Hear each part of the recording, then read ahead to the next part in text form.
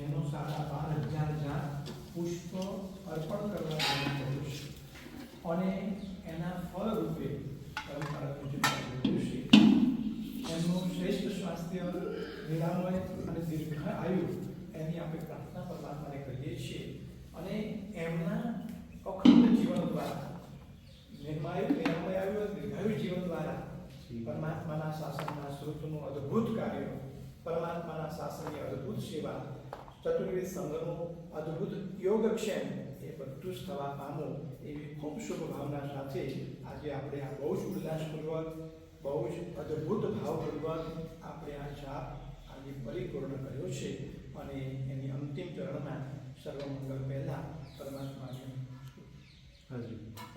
આરતી કરીશું. પેલા સાહેબ આજે બધાને મંત્ર દીક્ષા આપી દો. જોગામ જોગ આજે જો તારીખ કઈ છે? આજે તારીખ કઈ છે? 9 તારીખ છે. તિથિ કઈ છે? જો અખંડ તરીકે 9 તારીખ છે. આપણા જૈન ધર્મ પ્રમાણે જે શુભ